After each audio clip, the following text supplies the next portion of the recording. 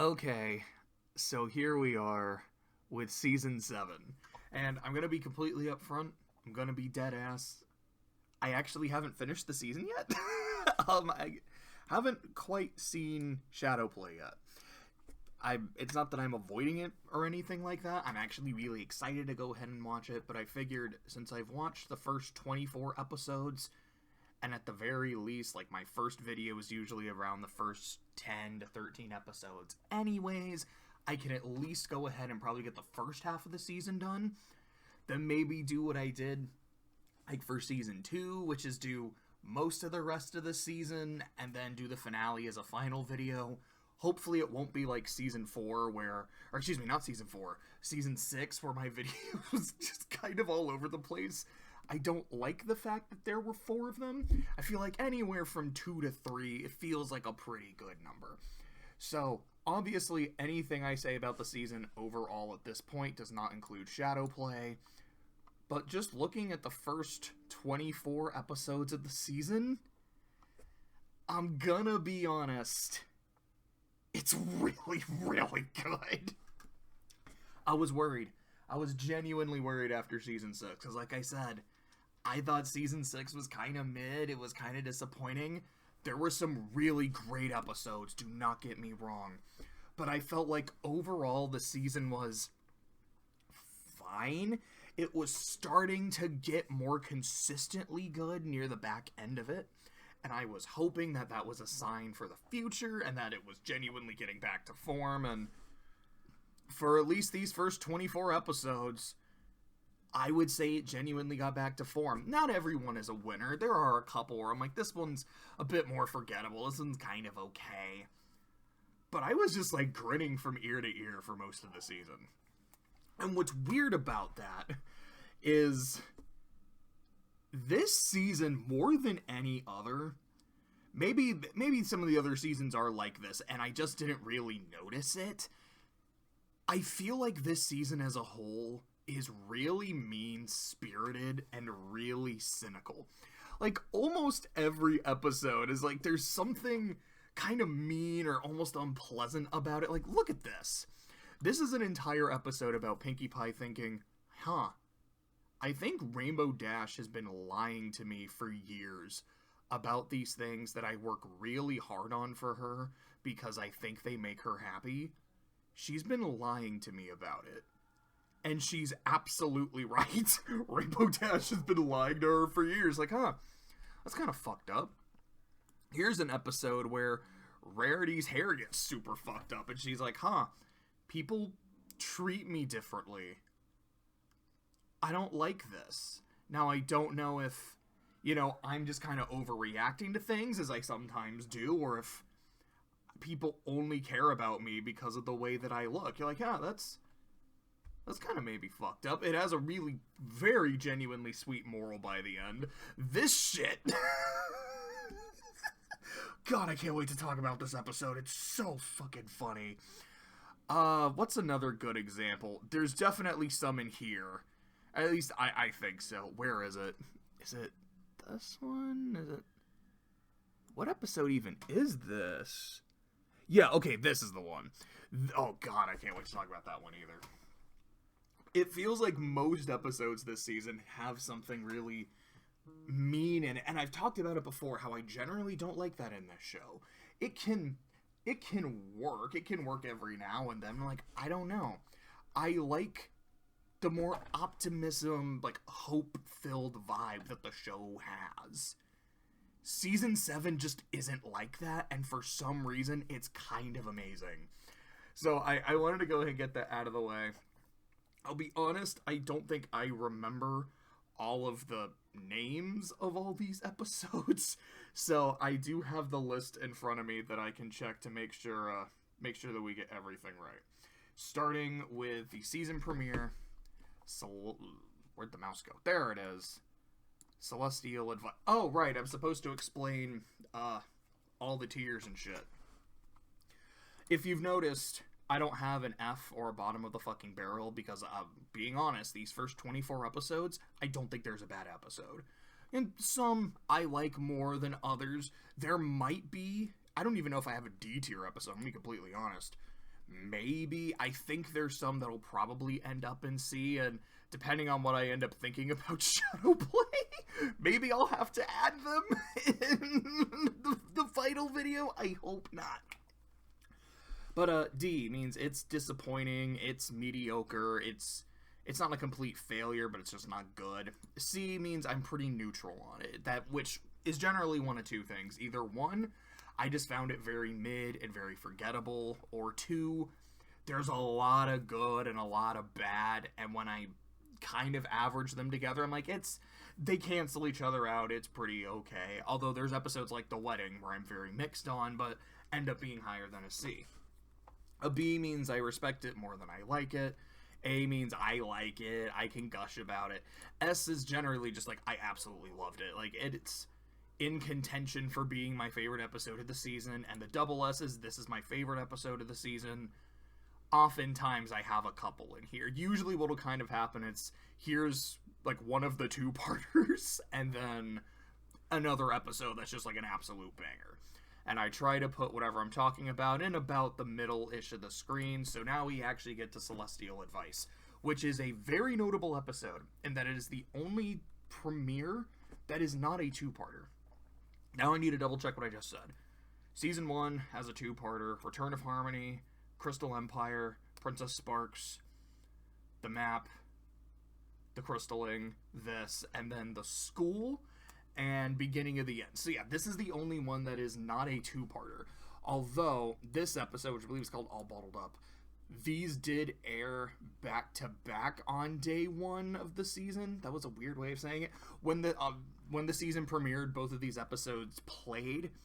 So I guess you can look at it as there's two episodes did start the season, but this is not a part one, part two. There's continuity here because the show actually started embracing continuity. I mean, you know, they've been doing it since, I don't know, Bridal Gossip and Swarm of the Century being back to back. But aside from that, these are really two separate episodes. So I will talk about this one when we get to it here in a few minutes. So the plot of Celestial Advice is after to where and back again, the Misfits are going to get rewarded. They're going to get, like, medals and shit. And Twilight's like, you know what? I'm so excited. I am so proud of my student. She did so good. She saved the world. I can't wait for, like, I have so much fun lessons planned. I can't wait for it. And Discord, being Discord, is like, hey, Twilight, your student just did something really fucking cool. I'm sure your future plans are gonna keep that in mind and, like, compensate for that, right? You don't just have a bunch of boring friendship lessons, do you? And Twilight going,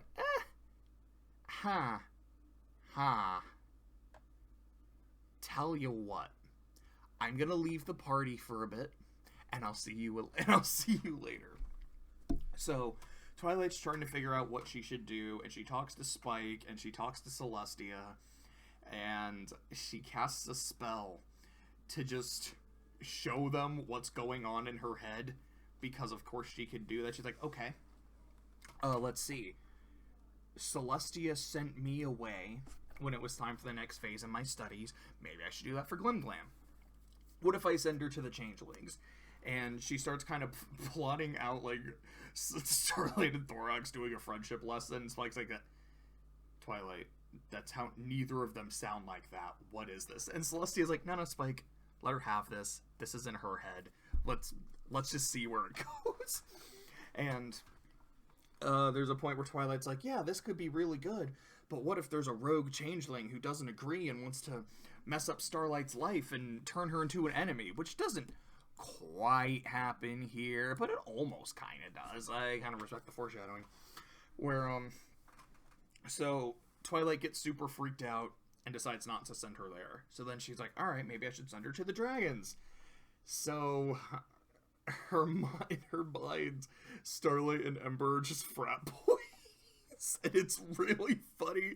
It's like, dude, again, this is not how Starlight acts. This is not how Ember acts. What are you doing? And Celestia is just having the time of her life watching how neurotic Twilight is in real time. So she's like, nah, I don't want to send her here because what if Starlight ends up getting burned in fire and, like, fucking dies. I don't want that on my conscience. And after her second freak out, Celestia just starts laughing, and Twilight is heartbroken. This is about as close to cynical as the episode gets. She's like, you're laughing at me? To which Celestia is like, no, I mean, kind of, but I'm mostly laughing at myself because this is how I sounded. I got to a point where I realized there was nothing more that I had to teach you, or at the very least, there was nothing that you could learn from me while in Canterlot. I needed to let you go to spread your wings, wink wink. You needed to go to Ponyville, you needed to meet your friends, you needed to meet these friends specifically, and I was worried. I didn't want to send you away, because, I was genuinely worried, like, were you going to be okay? Could you adjust? Would you be happy? But I also didn't want to send you away because I would miss you. I was going to be lonely, and it was lonely, but I'm glad that you went. I'm glad that you spread your wings. I'm glad you were able to become the person that you are today. I could not be prouder of you than I am right now. Until, the next day, because I'm proud of you every single day, and every day that I see who you've become and how you handle things, I am even more proud of you. Do what you have to do with Starlight, but understand, it is a natural part of being a teacher to realize that your student needs something you can no longer give. So Twilight gives a big speech to everyone. She's like, okay, Starlight, you've graduated. Do whatever you want. And Starlight's like, I don't know if I'm ready, but thanks. And I'm like, yeah, I watched season 6. I don't think she's ready. Like, I like the sentiment. Like, all the scenes between Celestia and Twilight, I think, are great. Like, Twilight is very funny throughout this episode. Celestia just humoring her, and Spike being the straight man. Like, the dynamic here was on point.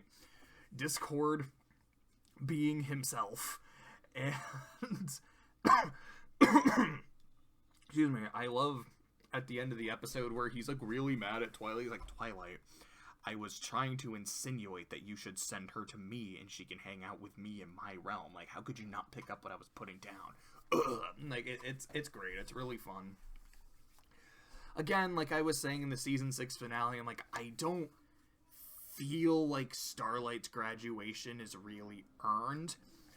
I know there's probably plenty of people who thought she got way too much attention in season 6, and they probably don't like how much attention she gets throughout this season either. I don't think she got enough for what they were trying to do with her. But I'd be lying if I said I didn't really like this episode. It's an A tier for sure. I'm like, is it an S tier? I don't think it is. I think if I felt that Starlight's graduation was more earned, this would be almost like an easy S tier. It's a very entertaining episode. It's a very sweet and heartwarming episode. And again, like, in the context of the season, the fact that this is just a really sweet episode is kind of more appreciated. But alas, its plot ramifications not being quite earned for me, I think I would say it's an easy A. Now we get to this. All Bottled Up. Let me double check that is the correct name and title of this episode. Yes. Oh, excuse me, fuck. All Bottled Up. So this is one of those episodes with a notable A plot and B plot. I'm going to talk about the B plot first. The B plot is the main 6 minus Spike. Because I think Spike specifically said he's like, I don't want to go. I just kind of want to hang out at home.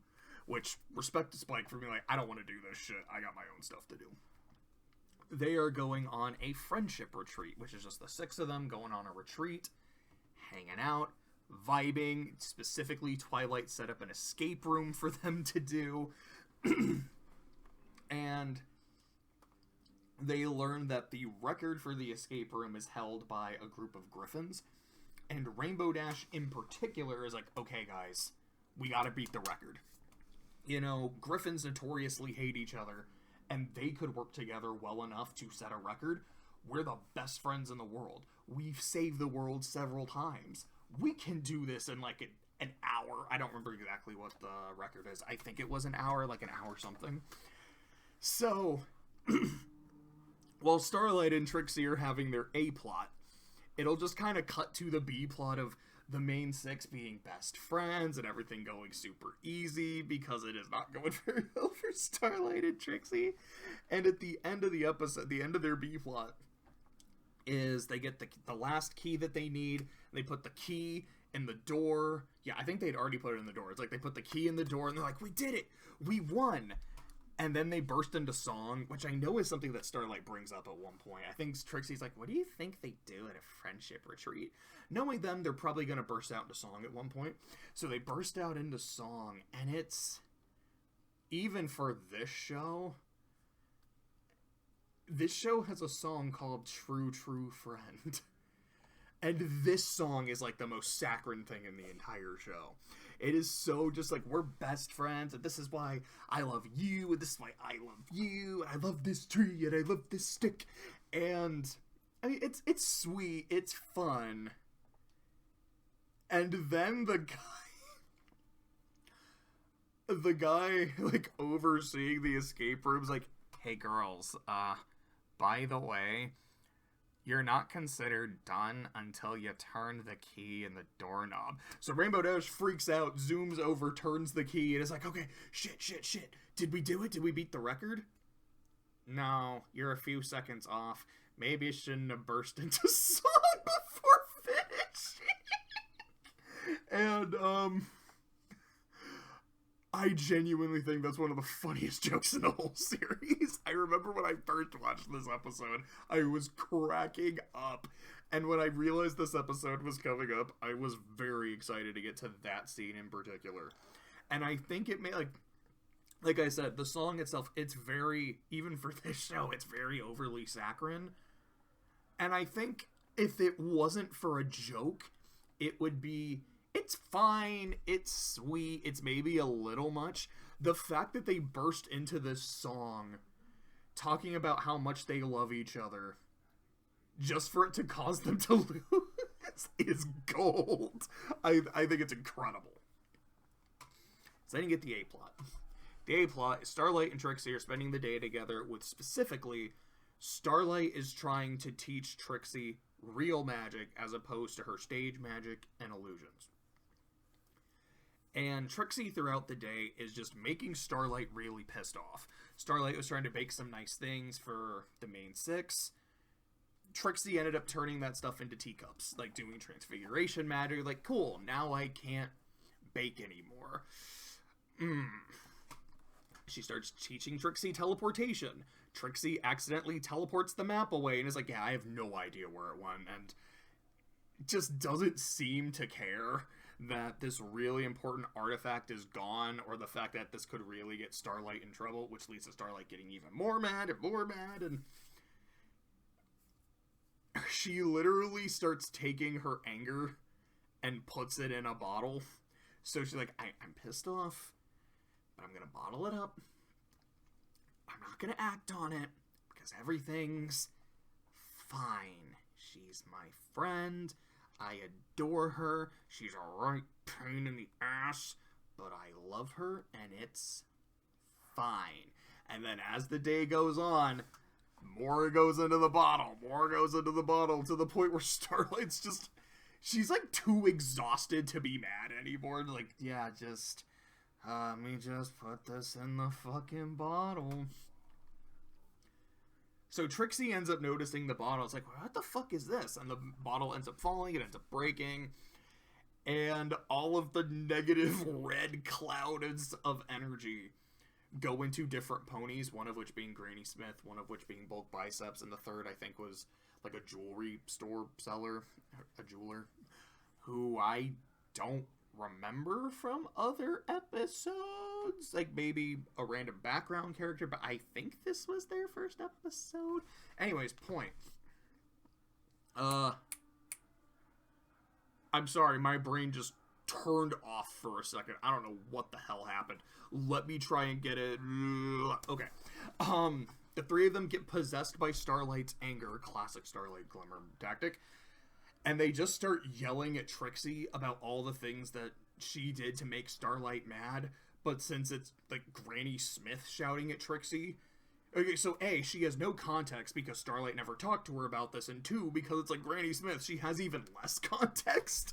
And honestly, I think Trixie's reactions are really funny.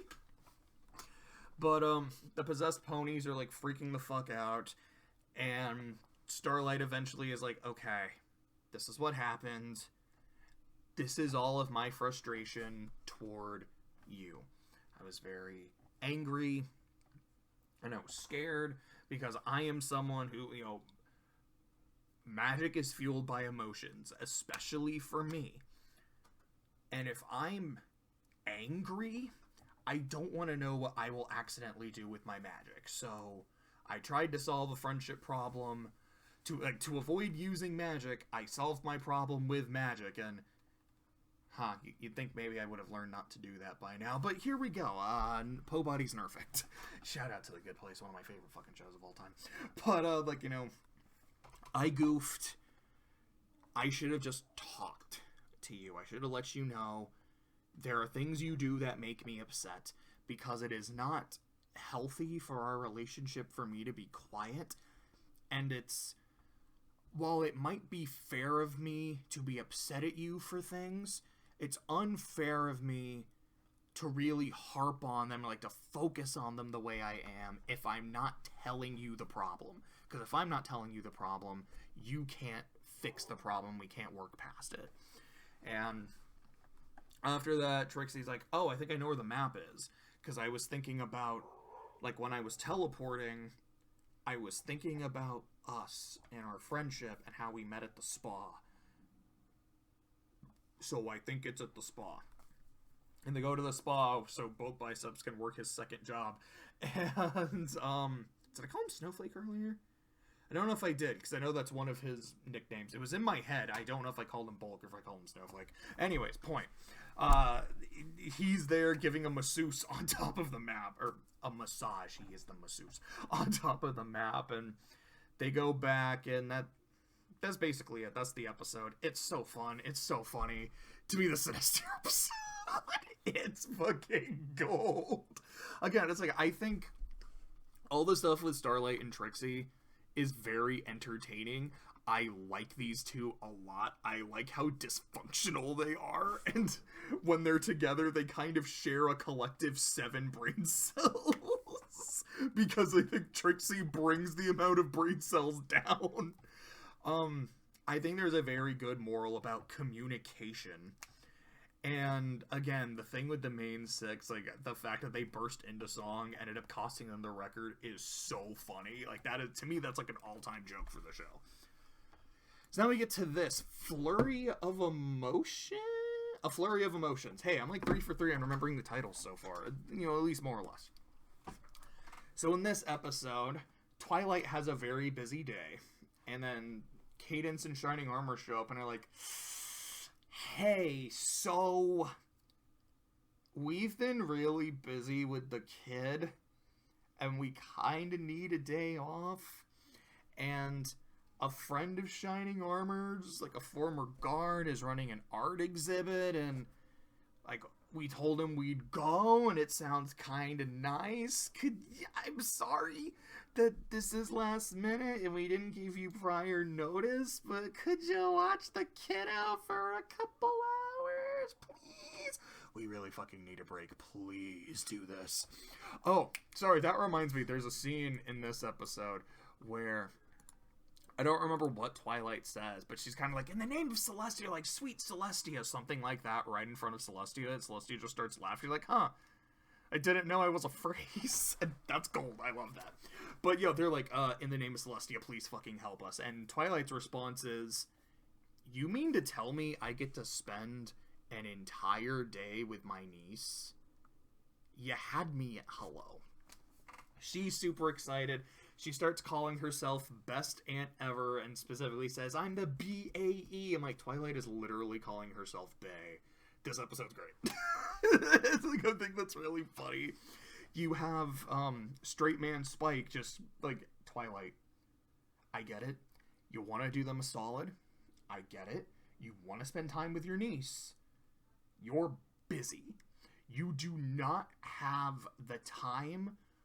You don't have the time to be spending on her, and you don't have, like, the attention necessary to be able to spend on her.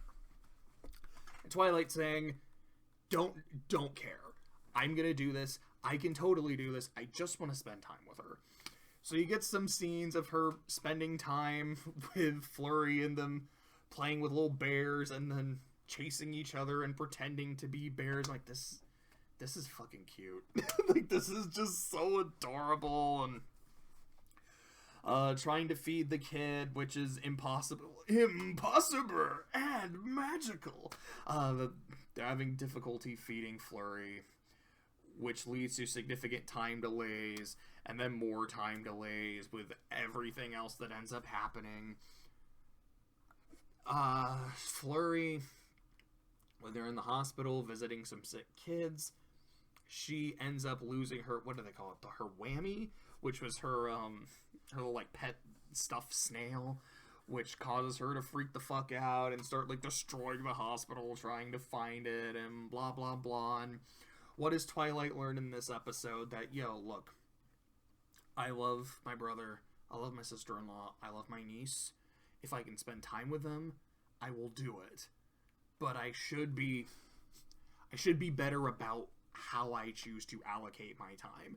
If I'm busy that day, it means I genuinely don't have time to be able to look after a kid, because kids are a lot of work. And it's not just the fact that they're a lot of work, they require attention. Partly so, they don't, I don't know, hijack a shopping cart, go fucking speeding around in a store, and then knocking things over, or, I don't know, kind of tearing apart a hospital. But they also just need attention, because, you know, babies are very social creatures. So, that's on me. I need to be better at how I spend my time. There's also this scene at the art exhibit where Shining Armor is looking at something, and I think the line is this art? Or was it a mistake? And I laughed really, really hard at that. I think this is another A-tier episode. It's like, I can't put it an S because I don't think it's on the same level as this episode. But it's just really solid. I think it's very adorable. I think it's very cute. It's very funny. This is not a super mean or cynical episode. It's almost there, but not quite. I'm like, hey, we've had two really sweet episodes and one kind of cynical one. Surely that will continue. Okay. I think this is Rock Solid Friendship. Yeah! Another title. Maybe I actually do remember the titles for these episodes. No, I have no idea what the fuck this episode is called. Let's see. I think that's like Fluttershy Leans In. I don't even like get the joke with the title. I don't know. Let's see. Parental Glideance. It's the Sugar Bell one, but I don't know what it's called. I don't remember what this is called either. Royal Problem. I think this is Asking for Trouble or Not Asking for Trouble, and I remember just thinking, why is it not called Yaxing for Trouble? Like, come on, or maybe it's Asking for Help. That makes more sense. Discordant Harmony. What is this? Is that? Yeah, okay, that's the Perfect Pear. Sorry, I was like, what the hell is this? That's William Shatner and Granny Smith. This is the journal one. I can't remember what that one's called. I think that's Triple Threat. Was this called, like, Campfire Tales or something? To Change a Changeling. Daring Done. It Isn't the Main Thing About You. Can't remember that one. Marks and Recreation. What is this? Oh, that's Once Upon a Zeppelin, Secrets and Pies, Uncommon Bond, and Shadowplay. Okay, so I do remember most of the titles, but we're here. We're in a rock solid friendship. So as we can tell by the screen cap, This is a Mod Pie episode. Maud graduates from university and got her doctorate, so she is a doctor of rags. And she's telling Pinky, cool, so now that I'm done, I'm gonna move somewhere that has, like, you know, where I really love the geology. There's 2 places I'm considering. Ghastly Gorge, because its rocks are top tier, and Ponyville. Ponyville's rocks aren't top tier, but my sister lives there, and like that can maybe tip the scales. So Pinky is trying to, like, really make sure Maud goes to Ponyville. She's like, look at this gem cave. It's the greatest. Look at all these rare gems. These are all actually super common. All of these are just found everywhere. And there's this interaction with Rarity that's just pretty funny. I think she tries to show her somewhere else. I don't remember, but she's also really wants to help Maud make a friend, because I think Maud even says, she's like, look, like, I adore you. I don't really have other friends. People just don't really vibe with me. You know, it is what it is, but I don't know, it'd be nice. So she ends up meeting Glim Glam, and Maud and Glim Glam just kind of start vibing. You know, both of them are people who don't always get on with other people.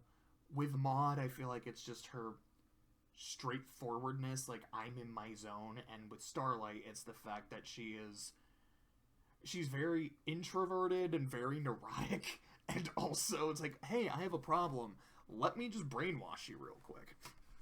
Which does lead to this one scene where I don't remember the exact exchange, but the 2 of them are walking, like, the bazaar or some shit, and Starlight's pointing out something. It's like some of the rocks or whatever, and Maud's like, yeah, you know, if you got enough of those, you could easily take over all of Equestria. You're joking. Am I? It's just really funny. There's this one scene where Starlight takes Maud kite flying and gets really into kite terminology. It's like, yeah, I just really like kites. And I don't think we've ever seen her talk about kites before or since.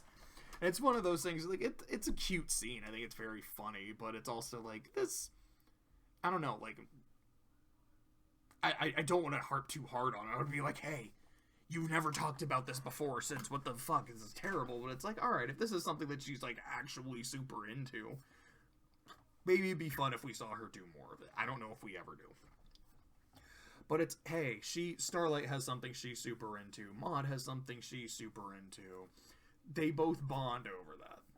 The problem with their friendship is this Pink piece of shit.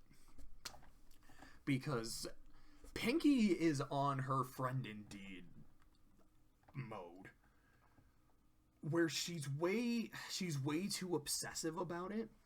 And again, it's Pinky, it's well-intentioned. It's like, look, I want to make sure that my sister lives here so she's close to me because I love my sister. I also want my sister to have a friend so she can have someone else that just makes her happy.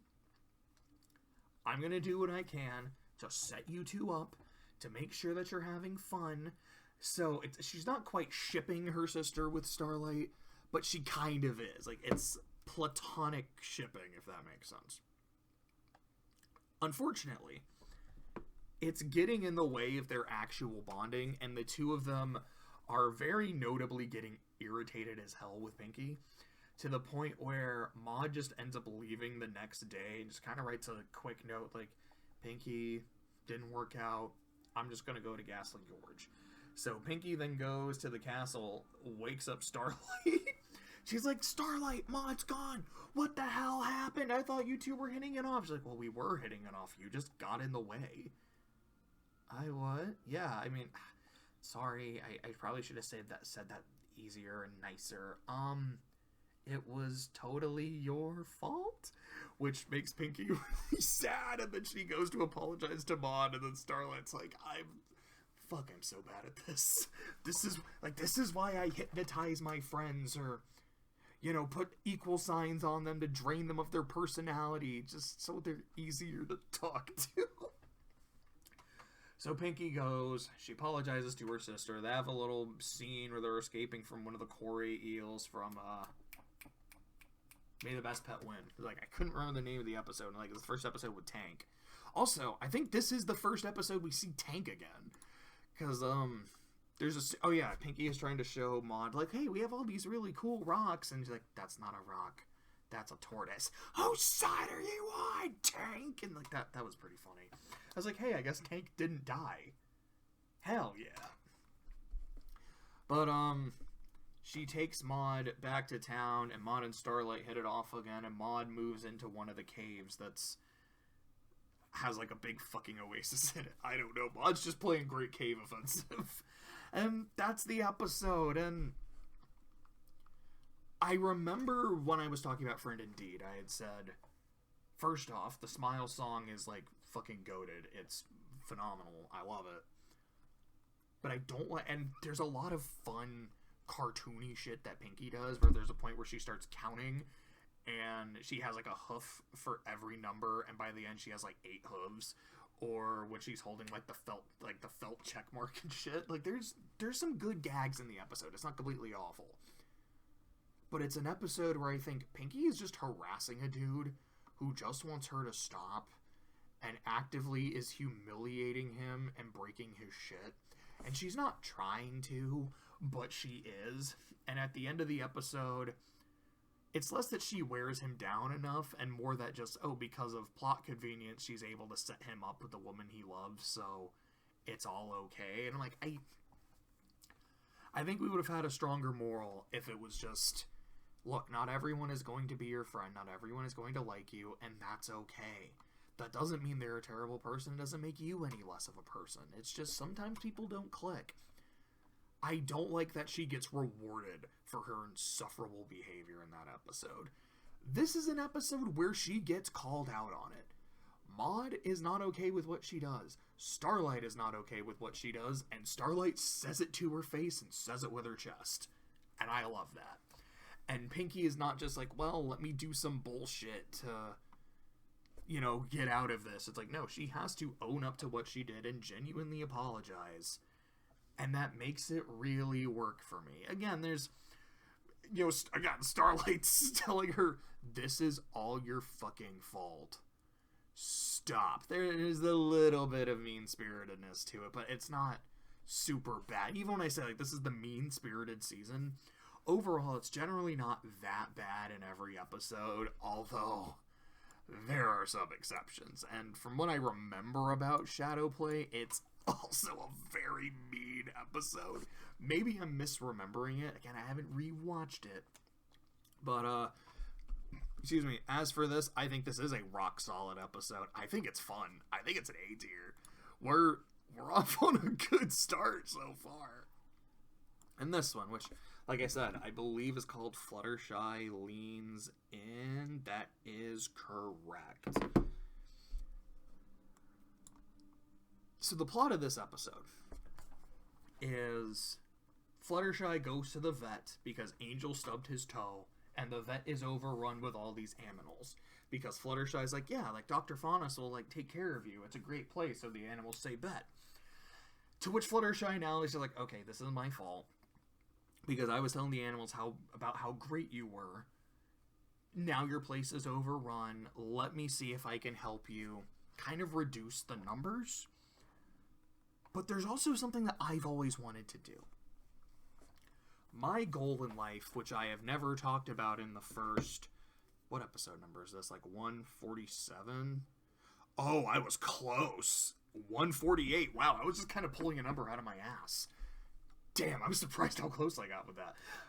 In the first 147 episodes, so I was right in a sense with 147, I had never talked about this or really alluded to it, so there's that part of my brain that goes, this is kind of coming out of nowhere. But it's also something I can reasonably say, yeah, this is something Fluttershy would want in her saying, because I've never been that confident. I didn't feel confident expressing what my dream was or what my wish was, Those are for ponies like Rainbow Dash and Rarity, who are very talented and are very driven. That's never been me, so it didn't really feel worth it to talk about. But at this point in my life where I am more confident, I am more assertive, like, I believe in myself, and, you know, I faced my fears, and maybe they weren't as bad as I thought, I'm ready to go after what I want. I want to build a sanctuary for animals. I don't remember what she calls it. It's like something feather or feather something. I'm just going to call it Sky Feather. Hold up, because I have the list of episodes and their synopses. Is it? Oh, Sweet Feather. There it is. I knew Feather was in there. Sweet Feather Sanctuary. And as she calls in the rest of the gaggle of gals. Had to put that phrase in there somewhere. She calls the remaining 5 and is like, this is what I want. Is this something you can help me with? So first off, 3 of her friends, I believe it's AJ, Rarity, I think the other was Pinky. You're like, okay, I know a dude or I know a girl who can help you out. This is like, this guy does construction. This one, like, she's really good with cages. This one, like, he's another good designer that can help with this shit. Like, I don't know if I'm the right person to help, but I know a guy and I'll get you in touch. Which, you know, I love shit like that. You know, the 6 degrees of separation, all that shit. My favorite scene in the episode, by far, is Fluttershy giving her speech to her friends because of Rainbow Dash's reaction.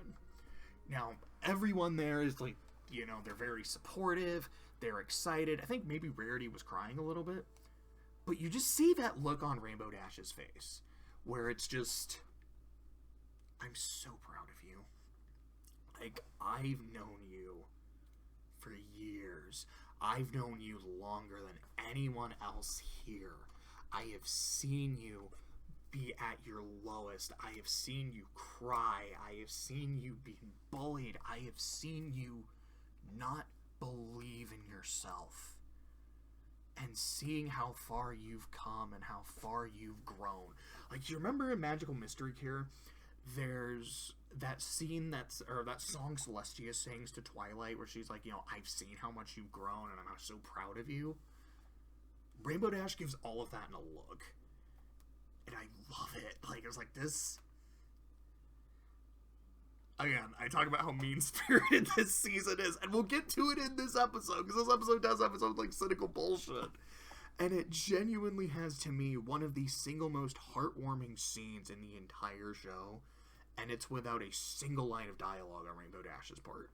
I think she still has some dialogue in the scene, but it's just the look on her face, and I think she's crying, or like she's about to cry, and then Applejack just kind of nudges her a bit, like, I see how much you love her, and I'm like, it's almost like Applejack is also kind of saying, as proud as you are of her, we're also that proud of you, that you feel comfortable enough with us to be able to, like, feel those emotions and express those emotions. Like, this is great.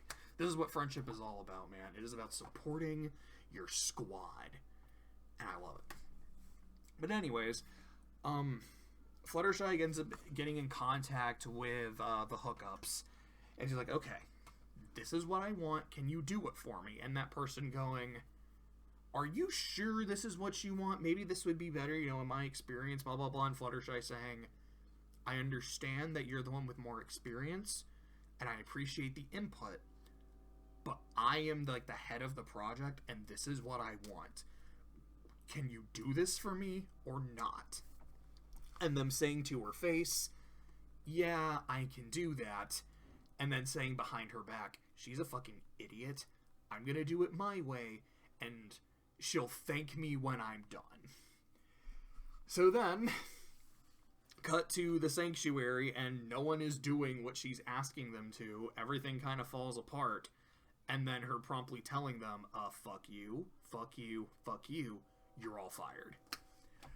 Then she calls up Big Daddy McCult from season 5 and is like, look, these, and I mean, she does tell her friends, it's like, okay, your hookups didn't work, and they're all like, I'm so sorry, like, they've always been super good to me. If I knew they were going to treat you like that, I would not have asked them. I'm so sorry. Like, it's fine. That does not reflect poorly on you. Y'all are still my girls. I called in my own hookup. And then McColt goes and helps her, and they make the sanctuary, and that's it. This is not an episode that's particularly funny. It is not an episode where the stakes are super high. It is, hey, I just kind of want to build this thing because I want to. And, I don't know, like, the vet's a little overrun and I can ease her load a little bit. But it's up here. Because, like I was saying, it's like, this is just showing how far this character has come. And I respect that a lot. And like I said, Rainbow Dash gets a lot across with just the look on her face as Fluttershy is talking. And it's kind of beautiful. Now, the three dudes just saying, like, hey, fuck you, we're gonna do what we want. Like, okay, they're just assholes. And that's kind of where the cynical part of the episode is. But again, I love Fluttershy not backing down. It's like, no. I'm the client. This is what I want. Can you do it for me or not? If you can, great. If you can't, I will look for someone else. And when they can't deliver, when they specifically go against her wishes, okay, you're fired. Yeah, that's definitely not something she would have done in season 1 or season 2. Probably not in 3. Like, maybe in season 5 or 6. Maybe. But I really love this episode for what it does to her character. Forever Philly, which, yeah, I completely forgot the name of this episode. When I saw Fluttershy Leans In, I saw the title of this one too. Like, yeah, I would not have guessed that. Like, it makes sense. I just completely fucking forgot. So in this episode, Rarity just kind of says to herself, I haven't hung out with my sister in a while. And I miss my sister. My sister's a good kid. I'm gonna... Because she was in Canterlot working at the Canterlot Carousel. Like, I want to go back home. I'm going to see my sister.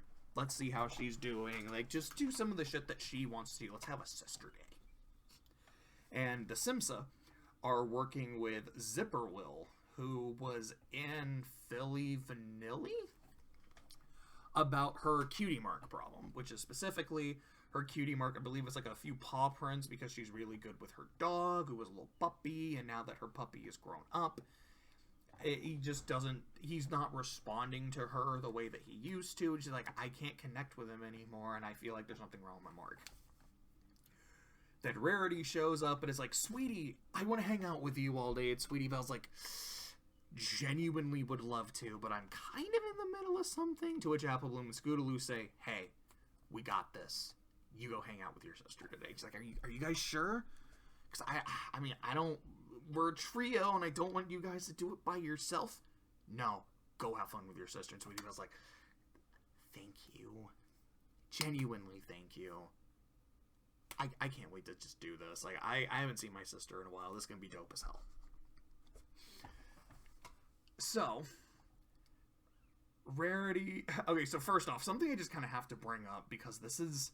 It's something I was noticing while watching the episode and thinking, this is kind of weird.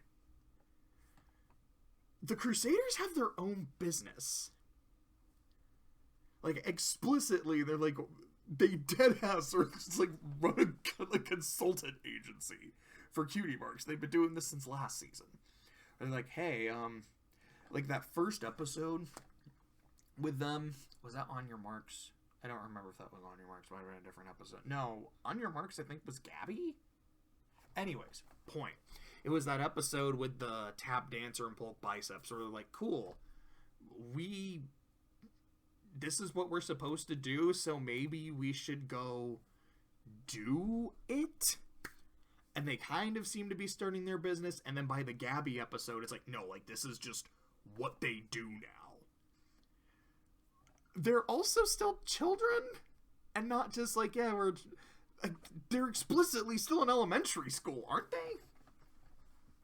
And if you look at Equestria Girls, Which, I mean, how canon is that? Because as far, I think it's like canon, at least the first movie. If Canterlot High is a high school, so it's a high school, the Crusaders are there, and like Diamond Tiara is there. So, are they high school age, but they're like freshmen, and Twilight and them were, because the Twilight's friends weren't in their first year at least, so they're at least sophomores.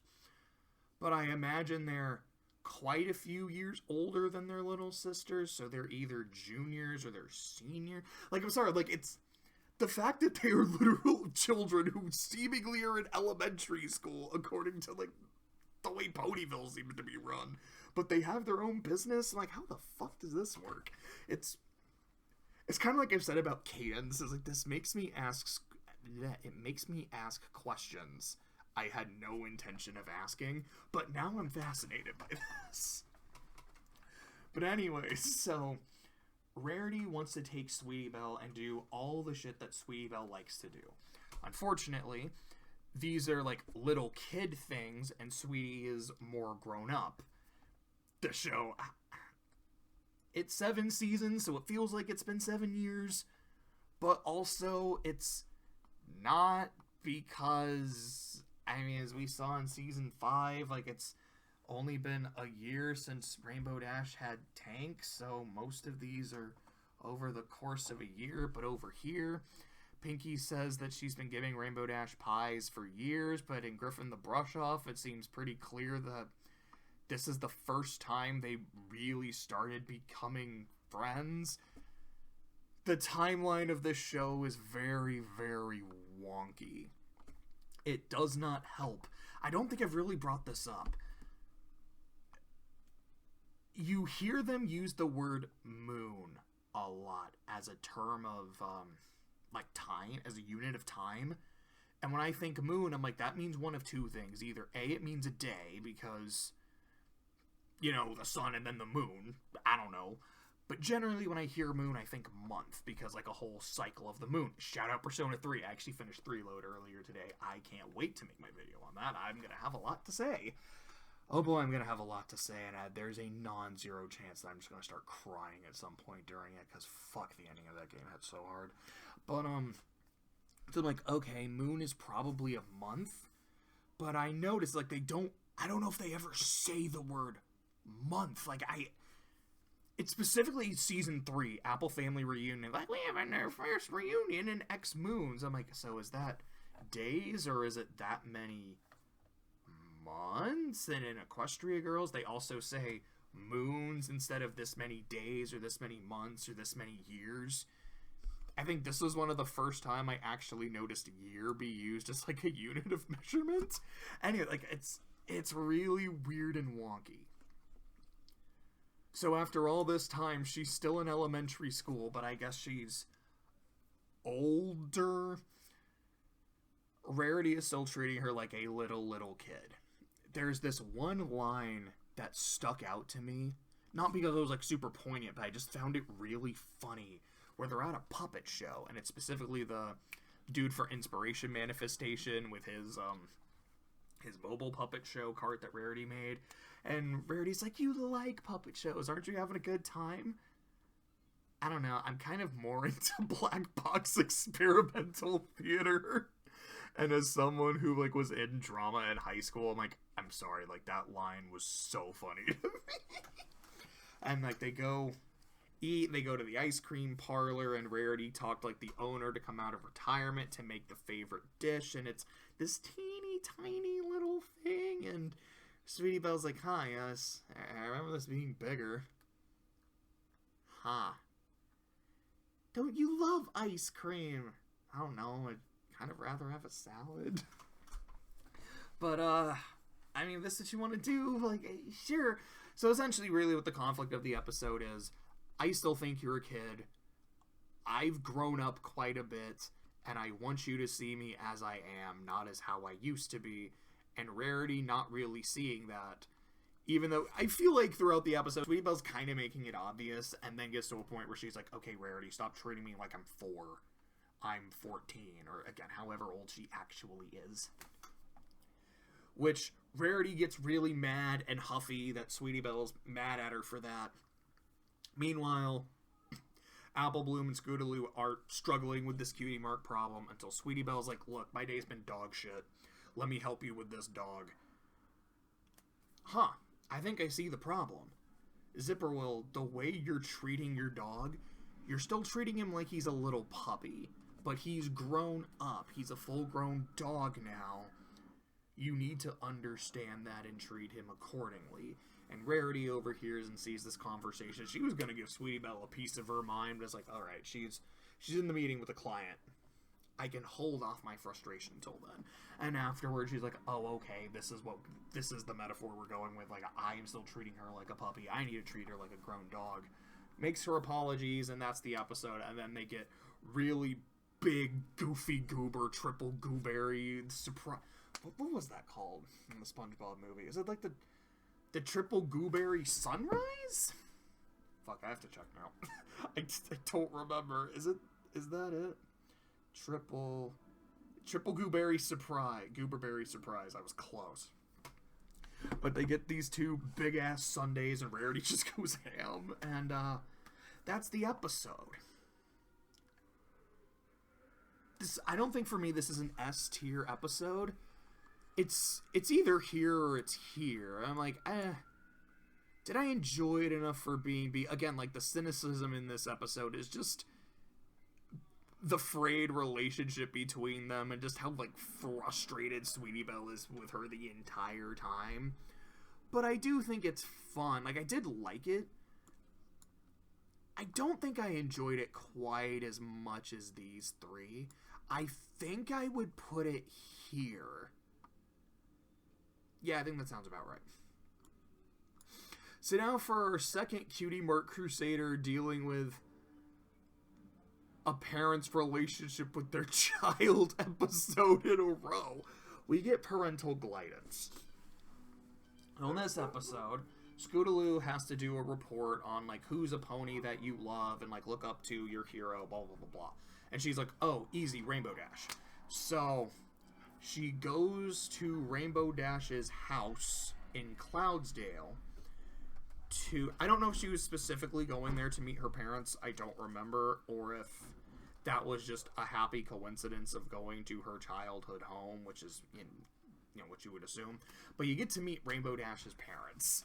And her dad, when he's introduced, is wearing a shirt with her cutie mark on it. And he's like, this is because it's laundry day. Like, I don't normally wear this. But, my daughter is great, and I love my daughter. And her parents are just adorable. They're just super endearing. And they have a room in the house, which is basically just like the Rainbow Dash room. And when the door opens, you just hear this, like, oh... And it turns out it's a sound effect that their dad added, so every time they walk into the room, it does that. Like, I think it's really cute. When Scootaloo first meets them, she just starts screeching. Like, it's like a Pinkie Pie moment where she's so excited that she's just screaming. I'm like, I get it, kid. You adore Rainbow Dash, and you're really excited to meet her family, but ow, my ears. Sorry, drinking some water. I'm sorry, Scoots. Like, those screaming alone, you can't be an S tier anymore. That was a little too annoying. But, her parents talk about how much they love Rainbow Dash, and Scootaloo talks about how much they love Rainbow, or she loves Rainbow Dash. It's like, but hey, where's all her Wonderbolt memorabilia? What do you mean, her Wonderbolt memorabilia? You mean you don't know? Your daughter's a Wonderbolt. So her parents get super excited, and I think they fainted. I might be misremembering that. Then they go to Wonderbolt practice, and Rainbow Dash is like, wait, what the fuck? What's going on? Oh god, Mom and Dad are here. Hi, Mom and Dad. How'd you find out? Oh, your little friend here told us. Okay, quick second. Scootaloo, why the fuck did you tell them? Why did you not tell them? I didn't want my parents to know. So, what the conflict of this episode is, Rainbow Dash's parents are too supportive. excuse me, even when she was a kid, even when she would get last place, they would always be like the loudest parents, just like, that's my kid, you're the best, and blah, blah, blah, blah, blah. And it was something that embarrassed her, and because her parents were super overbearing, she had difficulty making friends with the other kids. And as an adult, she just finds it too embarrassing. She's like, I would dead ass rather my parents not know how successful I am, because I can't deal with their constant praise. Like, I get it, I'm really cool, and you would think me of all people would love that constant praise and attention, but it's too much. It's too much of a good thing. And her parents, like, shoot off fireworks during a show, which thankfully doesn't hurt anyone, but very easily could have. And they go to another thing and annoy her, another thing and annoy her. I think, like, they go to, like, a fan event where, like, they're giving autographs and shit, and they start being too rowdy, and eventually it gets to a point where Rainbow Dash is like, look, stop. You're my parents and I love you. This is too much. This is crazy. Please fucking stop. And her parents start crying, and I think it's her mom who says, like, no one's as good as making her parents feel worthless quite like you. We love you. Then they run off crying, and Scootaloo then is like, you know, Rainbow Dash, they just love you, and they're just really supportive, but I guess you can't see that. You know, maybe you're a piece of shit, and I should do my thing, like, my report on someone else. I'm like, that's, like, I get it. You think her parents are nice, and maybe she was a little mean, but that doesn't sound like something you would say over that. But I guess we have to have stakes and a conflict here. Rainbow Dash ends up apologizing to her parents, and she puts on this show, like a private show with the rest of the Wonderbolts, who were more than happy to help with it. And, like, that's the episode. And then afterwards, Scootaloo's like, yeah, that's my report on Rainbow Dash, who's cool as hell. And then Rainbow Dash and her parents are outside, like, that's Scootaloo, that's my little sister, yeah, that's our second daughter, hell yeah. And, like, that's the episode. So, other things I need to talk about in this episode. Number one, first and foremost, oh my god, the Wonderbolts are written likable in this episode. Like, they're a bit annoyed with the parents at first, but instead of just constantly teasing and ribbing Rainbow Dash about it, like, they kind of give her that look, but are also like, this is kind of sweet, this is kind of adorable, you got good parents. They're more than willing to give a private show for the parents later. They don't get super mad at the parents fucking up events. And I think it was Fleetfoot, it might have been someone else, but one of them kind of goes up to the parents at one point and is like, you raised a really good kid. Like, you raised a really good flyer. And I like, it's like, wow, it took, I don't know, this is the most likable any of them have been since probably Hurricane Fluttershy. You can make an argument maybe for Wonderbolt Academy, but it's actually crazy for them to come across as good people. No, okay, I'll say Soren in Rainbow Falls is very likable and pitiable. And I don't think they're super in the wrong in Rarity Investigates. Like, this is a serious situation and we are treating it as such, but you can argue that they're still kind of being assholes. But anyways, point. Gotta give them credit where credit is due. They're nice in here. Number two, I have to, like, talk about Rainbow Dash's backstory when she's talking about how, like, yeah, you know, Mom and Dad were kind of way too supportive, and, like, the other kids didn't really want to get involved with me because of that. So it shows Rainbow Dash attending, like, these flight competitions when she was a little filly. And some of the other fillies in the competition look very familiar. Hey, those are the two bullies from flight camp. Hey, that's Spitfire and Soren and Lightning Dust. Okay, did they all know each other when they were kids? Like, she was just talking about how it's like, you know, I had trouble making friends and shit. It's like, were Lightning Dust and Spitfire, like, besties? Is that a thing that happened? Is that maybe a reason why Spitfire was super encouraging of Lightning Dust and was kind of willing to look the other way when Lightning Dust was being Oh, excuse me, like when she was being too reckless, because this is a friend of mine, like I know how good she is. And then when push came to shove at the end, where she's like, okay, Rainbow Dash is about to quit. I need Rainbow Dash more than I need Lightning Dust, so she chose Rainbow Dash over her former friend. Like,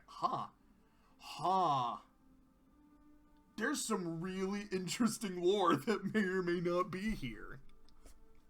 The most interesting part of all this lore is one of the other kids is Derpy. At the first competition that you see, because you see quite a few, like, in rapid succession, as Rainbow Dash is like, yeah, like, as more and more events, and you see Rainbow Dash is getting better and better, and, like, higher on the podium, Derpy won that first contest, and her eyes are completely normal, and as the flight competitions go on, Derpy's doing worse and worse, and her eyes are getting worse and worse.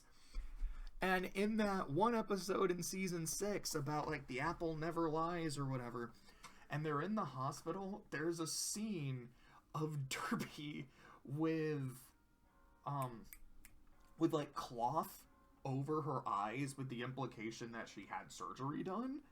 So with these 2 episodes, it kind of paints this picture that, yeah, Derpy was this amazing flyer as a kid, and then her eyes happened, and this is a genuine disability, and it genuinely affects her flight, as you could imagine, and so she got worse and worse, and at some point had surgery to try to get it fixed, and either the surgery didn't work at all, or it worked for a bit, and then eventually her eyes fucked up anyways. And that's really sad. You want to talk about mean-spirited and cynical? Holy shit, that's mean. Oh, boy. And just Rainbow Dash's parents, I don't remember their names, but, like, their love and enthusiasm being seen as this horrible thing is very cynical. And Rainbow Dash yelling at them and Scootaloo being like, go fuck yourself, Rainbow Dash. Like, this is a very mean episode. But what's interesting to me about it is how Rainbow Dash is presented as being in the wrong, and I don't think she is. Well, let me rephrase that. Both sides are in the wrong. Rainbow Dash is, like, screaming at her parents without really trying to talk to them about it first. Yeah, kind of like what we learned here. You gotta be able to communicate shit.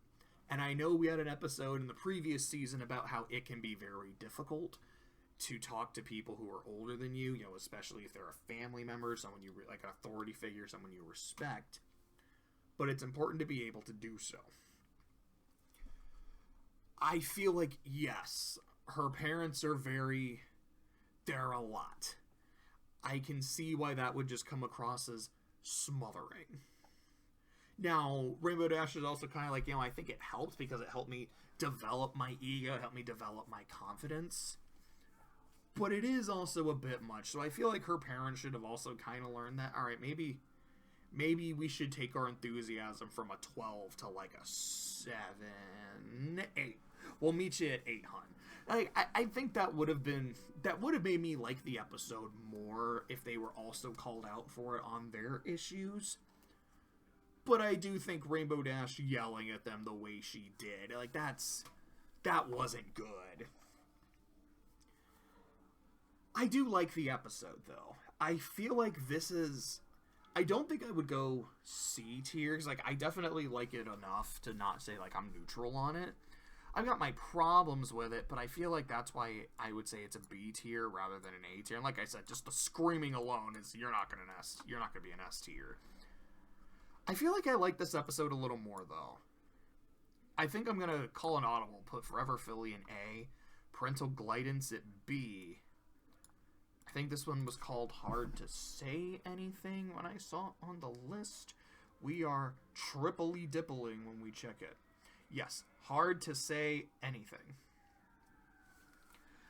So, our third Crusader episode in a row is also a Big Macintosh episode, where Big Macintosh has been making Apple deliveries to Aqualia Starlight's old village, specifically to Sugarbelle, because Big Mac's got himself a crush. And the Crusaders are like, oh my goodness, Big Mac has a crush. We gotta do everything we can to help him with this. No love potions, because even Big Mac is like, I do not want you three helping me. Hey, we learned our lesson, okay? We're not gonna do that shit. You sure? Yes, we're sure. Fine. So Sweetie Belle's like, okay, I'm a sucker for fairy tales and fairy tale romance, so we gotta do the tropes, you know, we gotta woo her, you gotta do this, you gotta do this. And Big Mac's like, do I have to? Yes. Okay, yup, fine. Meanwhile, he has a romantic rival for Sugarbelle's affection named Featherbangs, or as I like to call him, Justin Bieber. So,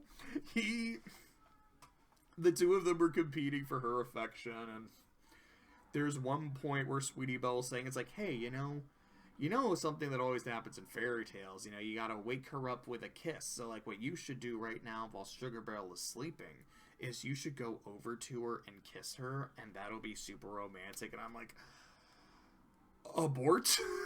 No, don't do this. Mission mailed, please stop.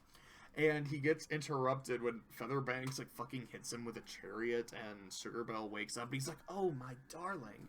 You know, I don't remember exactly what he says, but he says some shit, and then Sugarbelle gives him this look like, fucking take me yesterday. And gets on the chariot. Like, at one point he starts juggling, and then he's got these three mares fawning over him like Gaston, and it's really entertaining. They end up having a musical number where Big Mac is having this, like, country song about how much he loves her, and Sugarbelle looks very confused. There's a little bit of, like, okay, I maybe like this, but also, what? And then Justin Bieber starts giving his pop performance, and she doesn't like that, and they try to outdo each other, which ends up leading to a big mess, and Sugarbelle's like, what the fuck was this? You know, you don't need to be super romantic with me, like, I don't need all these gestures, get the hell out of my store. So they get the hell out of her store, and Big Mac ends up fixing up her store, and she's like, see, this was really nice, this was really sweet. I do really like you too. Then they touch noses. They don't, like, really kiss, and I was like, hey, I don't know, I guess this is just how we kiss in this show. We just touch noses. That's sweet. Nope. They kiss in the show. Boy, we're gonna get to this. Oh, man, there's a part of me that just wants to skip these next few episodes and just talk about this. Nothing against these episodes. Oh, I mean, maybe a little bit here, maybe a little bit here. There's no bad episodes yet, but some are less equal than others. But here, like, they touch noses, and it's super sweet, and then Justin Bieber's like, hey, I'm still here, and I still like you. I think the Crusaders are like, she's taken at this point. But hey, your groupies really like you. And he's like, but I'm super shy. Like, I can sing, I can juggle, but I don't know how to talk to girls. And they're like, we'll help you with this. And then it just kind of stops after that. I think there's, like, another scene. Also, there were several moments in the episode where Sweetie Belle would just, like, look at Featherbangs. Like, she looks kind of thirsty. I don't know if I like this. Like, I know we just had an episode about how, like, she's getting older and shit, but I don't know. I don't know if I like where this is going. But as is, I think this is definitely a B tier episode. Like, maybe not even. Maybe I would. No, I think it's funny enough. I think it's funny enough that I would put it in B. I think it is pretty okay. But it's funny enough. It's sweet seeing a Big Macintosh episode where he gets a girlfriend. I believe I remember them getting married later. It might be a season 9 episode.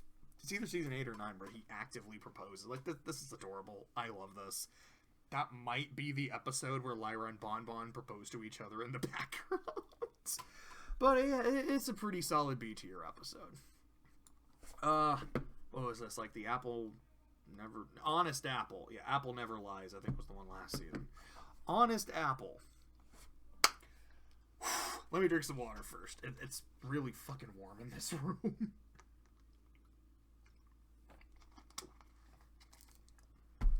Okay. So Rarity is hosting a fashion contest with three designers. There's this one girl who everything is like literally that thing. Oh my god.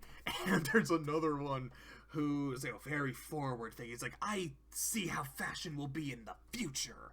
And then there's this one goth and everything is black. And it's pretty cute. It's pretty fun. And she's having this contest, like, cool, so whoever wins the contest, I will host your designs in my store. And I think it's specifically the Ponyville store. So the OG Canterlot Boutique. Fuck. Not the Canterlot Boutique. The Carousel Boutique. And so it's not just her opinion.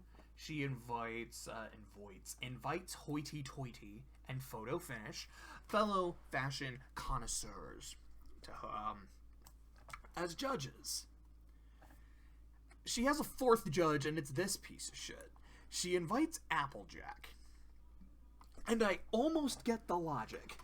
Now, what she says is like, look, we're going to have three, like, fashionistas. Is fashionista the right word? I think. Maybe not. Hold up. Is fashionista just someone who dresses nice, or is it someone who's just, like, involved in fashion? Let me check. Fashionista meaning. Person who follows trends of the fashion industry obsessively and strives to continually adopt the latest fashions. Yeah, I think that sounds about right. I think that's Junko from Danganronpa, because I think, like, she's the ultimate model, or the super high school level model, and then I think in English she's, quote, the ultimate fashionista. I might be wrong about that, but that sounds about right. Shout out Danganronpa. I love Danganronpa. Anyways, point. We have three fashionistas. We have three people who are very much into the industry, very much in the thick of things. We have a designer, we have a critic, and we have a photographer. But I want another kind of opinion. You know, a lot of the people who buy dresses are people like me, people who are really into the industry. A lot of people who buy dresses are regular ass people. They just see something pretty, or they want to look nice.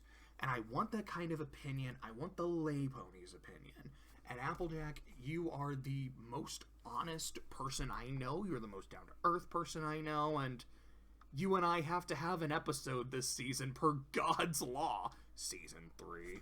So, I mean, again, I don't know if they really had one in Season 2 off the top of my head. I was like, we have to have our episode of the season. So, here it is. UN and Applejack's like, I don't know. Aside from my hat, I don't fucking care about clothes. But if this will make you happy, I'm not gonna say no. I'm sure. Fine. So she does, and then one of the designers will make something, and then you'll have Rarity go, ooh, I really like that, and then hoity-toity, oh, this is why I think this is quite good. And then, photo finish. Well, it has the magics, or whatever the fuck. And then Applejack's like, I don't know, it's fucking stupid. And the designer will be really upset because Applejack thought it was stupid, instead of the three people in the industry praising them. And I'm like, actually, hold on, that might be the most realistic thing in the entire episode. That you only focus on the negative. And Applejack feels really good about herself for being honest and giving the regular person opinion, whereas the designers are just getting more and more disheartened, and the other two judges are getting more and more frustrated, and a Rarity with every passing second is like, what? Why did I do this? This was so stupid.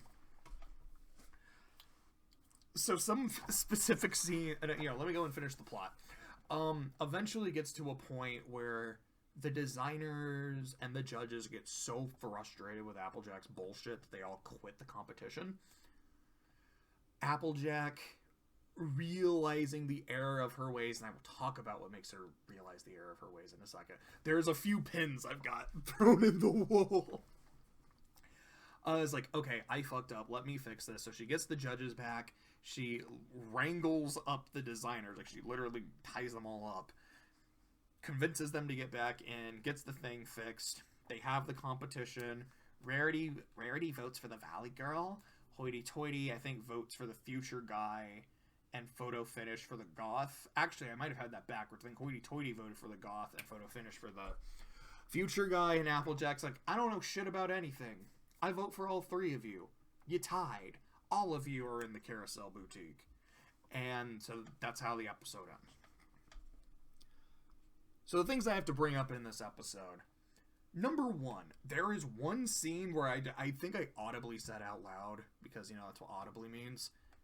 Applejack needs to get punched in the face for that. It was like, that was so fucked up. Someone needs to do something. Someone needs to step up. It is specifically the Valley Girl designer, because a lot of her dresses were very bird themed. She took a hat and like covered it with feathers. I was like, yeah, like I wanted to do that. I had to, you know, be very precise in doing this. Like, it took me several hours to get all the feathers on there. And again, you got Rarity, Hoity, and Photo being like, dude, this is so dope. I love this. And Applejack's like, what the fuck is this? Takes the hat. And this is, again, after she said, you know, it took me so long to do this and get this right. Applejack takes the hat, just rips all the feathers off, and is like, see, now the hat's good. And just the look on this woman's face after all of her hard work is literally being ripped apart right in front of her after talking about how hard she worked on it. I was like, no, Applejack, that's fucked up.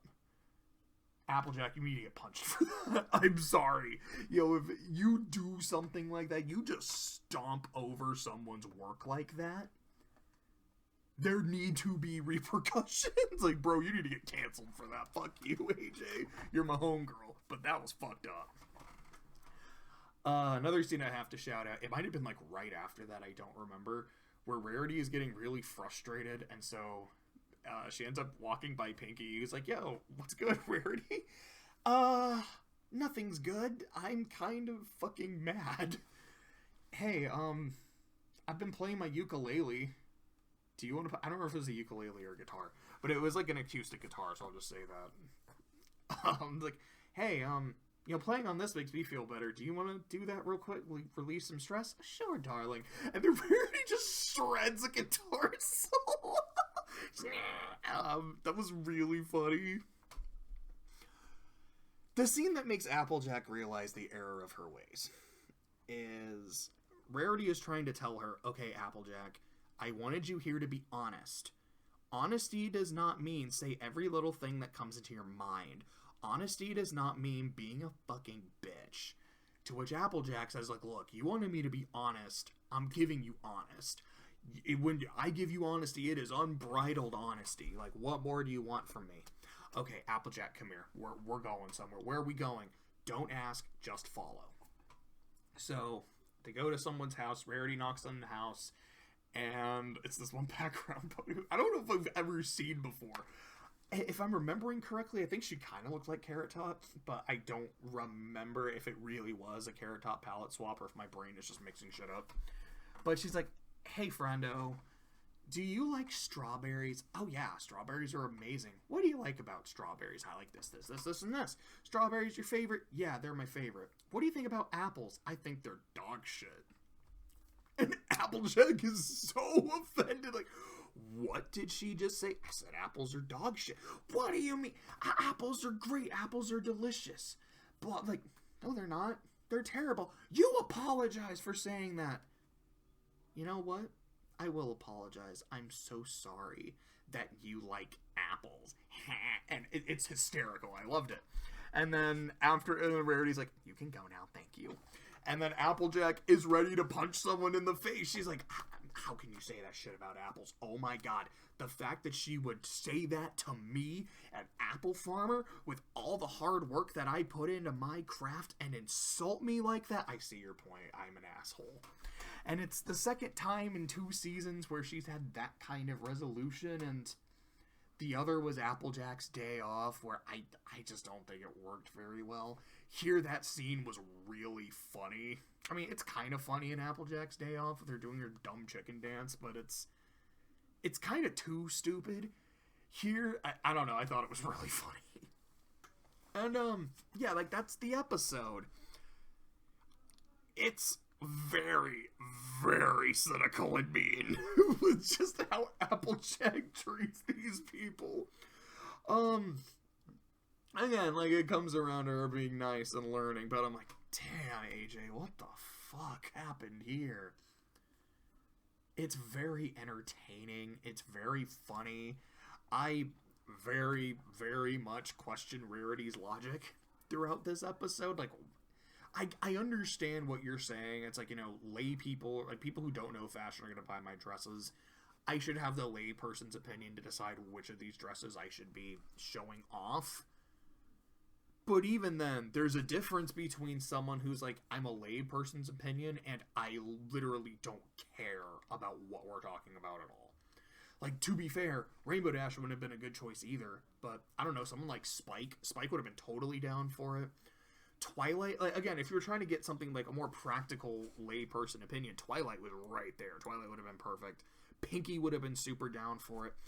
Fluttershy maybe isn't lay enough with, again, her quote-unquote freaky knowledge of sewing, but she's still she's not super into the industry. She just has a bit of knowledge. I can't say, again, that Applejack is the worst pick, because Rainbow Dash also is like, no, that's not my thing. But she's not much better. But again, I do think it's entertaining. I do think it's funny. We had to have our God-mandated Applejack Rarity episode of the season, so I get it. I think I would still keep it about a B tier. It's a little too mean to... I say this is an S tier episode, but like, I think the meanness kind of keeps it more here, though. Royal Problem. The episode where the map sends Starlight to deal with Celestia and Luna. Oh boy, this episode's great. So, the plot of this episode is Celestia and Luna love each other because they're sisters and they're super close, but they don't really respect each other. Celestia does not care for the fact that Celestia makes breakfast for her every morning, and Luna's like, I don't really give a shit. Like, I'm too tired to eat. I'm too tired to appreciate this. And Celestia's like, dude, like, all you do is, like, prance around in people's dreams. How are you tired? Why is this frustrating? Fuck you. And Luna sees Celestia all the time, just smile and wave, boys. Smile and wave. Just smiling and waving and shit. And she's like, that's the easiest job. I run myself ragged every night, and this is what you do, and you have the nerve to complain about me? How dare you? And Starlight gets sent to deal with the problem, and Twilight's reaction to this is, okay, so I know how I said I have nothing left to teach you, and that you graduated and you can spread your wings. I didn't want you to spread them here. I didn't want you dealing with this. Like, hey, that's nothing against you. It's just really against your methods. To the point where Twilight uses some random spell to turn herself into like a music box ballerina in Starlight's room in Canterlot. And we'll just, like, talk to her, and Starlight is pretending that Twilight isn't there, so she's just talking to herself, and people think she's fucking nuts. And there's a point where, I don't remember what Twilight does or says, but she does something to annoy her, so Starlight just throws her in the drawer. So because Celestia and Luna are fighting, and Starlight, she switches their cutie marks. So, congratulations, Luna, now you can raise the sun, and you're going to be Celestia today, so you have to go talk to people and the dignitaries and smile and wave, and Celestia, you get to be Luna. You are now the Dream Guardian. With both of them talking about how, oh, this is going to be so easy. My sister does nothing all day, blah, blah, blah, blah, blah, and Luna has a long day of dealing with people, and she's like, yeah, smiling all day is actually really exhausting. I can't fucking feel my face. Shout out to The Weeknd. She goes to this charity event for these kids, and because she's having trouble smiling, a photo is taken of her frowning, and they're like, the princess did not approve. the kids can't go on their fundraiser. They can't go on their field trip. And Luna's like, I have to fix this. These poor kids. You can't. It's too late. You have to do other shit. But the poor children. I'm like, again, this season 7 meanness just on full display. It's great. Then she ends up going to bed, and Celestia's like, oh, she was talking all that shit, and she's tired after one day. Fuck her.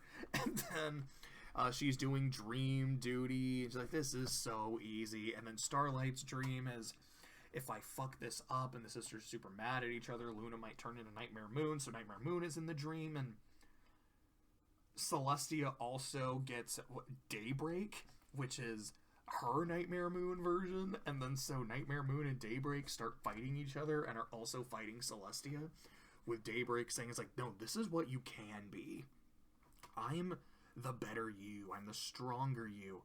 I'm the you when you finally take off all of those restraints. Which also is like, so when Celestia jobs, is it because she's holding back? And is it I'm holding back because Twilight and them need to solve the problem, or is it I'm just not as, like, I'm always holding back, like a kind of a World of Cardboard thing, so she's never sure when to go full on, or it's hard to rev herself up to that point. Again, it's interesting questions I didn't think I'd be asking. But, they fight, and Celestia's trying to fix this, and she's like, dude, I don't know how to do this dream shit. So she goes to find Luna, who in her dream is the kids are like, why were we not able to go on our field trip? Do you not like us? And she's trying to smile at them, but she can't, and her teeth just keep falling out of her mouth. I'm like, fuck, this is fucked up. It's awesome. And Celestia takes Luna back into the dream, and Luna's able to, save the dream and shit. And the two of them wake up, and their cutie marks go back and be like, sis, I love you, and I respect you, and I'm sorry. And the other one says the same thing, and Luna tried to make pancakes for Celestia, and the pancakes were awful, and she eats them. She's like, these are fine. Sis, I know that look. You're putting on a face. You don't have to do that for me. Okay. Your pancakes are dog shit. And then they laugh, and, like, that's the episode, and it's fantastic. You get Starlight being Starlight, which is great. You've got Neurotic Twilight, which is great. You have Celestia and Luna just giving each other lip the entire time, and it's great. Seeing Nightmare Moon again is fun. Seeing Daybreak was really cool. But there's this one joke that happens twice of Luna going to breakfast and eating a fruit. So the first time she eats a pineapple, and it's not a slice of pineapple, she just bites into the big-ass spiky pineapple. I'm like, that's really funny to me. The second time, she gets a banana, she peels the banana, throws away the banana, and eats the peel. Which, I think is just a funny joke. What sells it is it's Celestia, Luna, and a banana. There was this old Friendship is Magic meme video of Celestia. Like, I don't want to say it. It's like hearing complaints of her subjects. And after someone will give their complaint, she asks them if they like bananas. So with the first one, it's like, hey, I got a question for you. Do you like bananas? What? Do you like bananas? Yeah, I do. Well then. And then a giant cannon shows up under them and points it at them. It's like, you can go bananas on the moon. And the second person does that and says some shit. It's like, do you like bananas? No, not really. Oh, well, you won't find any bananas on the moon. And then the third person to show up is Luna, who's trying to talk to her about something. He's like, I think she's like, hey sis, people are disappearing. Like, what the fuck is going on? Hey Luna, hey sis, I got a question for you. Do you like bananas? And Luna immediately knows where this is going and is trying to walk out of it. She's like, I don't know. I'm not sure. You don't know? Well, you can find out on the moon. I'm sorry, just actually seeing an episode with the two of them and bananas, like, that was not an accident. There's no way that was an accident. That's gold. But time to get to the next one. So again, what is this? Like asking for help, not asking for trouble. So I was right at first. And again, it's not called not yaxing for trouble. Like, come on, the pun was right there. It's a Pinky episode. How can you not do it such an easy pun? So in this episode, it is what did they call it? Because it's like a pun on Oktoberfest, but it's like Schlocktober, Yak Schlobberfest. It's something like that, where it's big party in Yak Yakistan. So I was right about there being an episode where Pinky goes to Yak Yakistan. I just thought it was the season 5 one, where she is invited because Pink Pony is Yak friend specifically, and the first like third of the episode or so is just her hanging out with the Yaks and stomping shit and breaking shit, and she stomps on this twig, and Rutherford's like, stop! That twig has been passed down from me, like my father gave that to me, and his father to him, and his father to him, and you nearly fucking broke it. And Pinky's like, oh my god, I'm so sorry, I'm so sorry, I'm so sorry. Gotcha! No, dude, that's just a random twig, I was just fucking with you. And then he starts laughing, the Yaks start laughing, and Pinky starts laughing, and Gummy is maybe laughing on the inside, and everyone's having a good time. But from all the laughing and the stomping, an avalanche happens, and Yak Yakistan is covered in snow, and Pinky's like, well, this sucks, how do we fix this? Well, let's try digging and stomping, and it doesn't work, and she's like, alright, well, I can always call on my gaggle of gals, and they can figure something out, with Rutherford saying, no. No, what do you mean, no? I mean, no. Yaks do shit on their own. I'm not going to ask for help. But I'm offering it to you. I'm not going to ask for help. Oh, okay. This is dumb, but okay. And the Yaks trying to make the best of the situation and being really miserable, and Pinky being really miserable with them and just not wanting to do this shit. And at one point, she's like, okay, parable time. So here's a story about goats who needed help from cows. And they asked the cows, and the cows helped. And what's the moral of the story? A, asking for help is good. B, you guys should ask for help right now. Or C, there's no problem with asking for help. D, the goats were some bitches. That's like actually what he says. I mean, of course, not actually not literally calling them bitches, but it's she's like, yeah. The moral of the story is the goats fucking sucked. I laughed pretty hard at that. Pinky gets more frustrated, so she's just like, fuck it. She leaves, go gets her friends, brings them back, and they fix Yak Yakistan in the middle of the night, and then they leave, and Rutherford wakes up, he goes, Pink Pony, I told you not to bring help, and you brought help. Thank you. What? Yeah, thanks. Like, I'm not gonna ask for help, but if it's just given to me, I'm not gonna stop you. I'm like, but you kind of were earlier in the episode? Like, what the hell? And then Pinky's just like, yeah, I helped. We're friends. And now I'm Yak now. I'm honorary Yak. And they give her fake horns so they can huff bump or horn bump. But she's like, yeah, haha, that just gave me a concussion. This is really heavy. I probably should never do that again. And that's the episode. It's C tier. This is the first kind of episode. Because I think the first third of her just hanging out. I can't see the cursor. Oh, I can see it now. The first third of her just hanging out with the Yaks, I think, is really fun.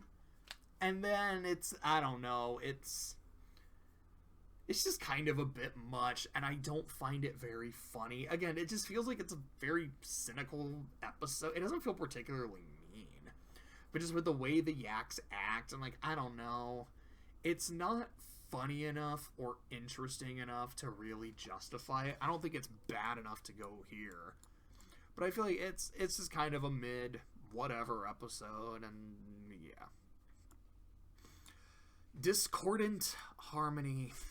So, hold on a second. No.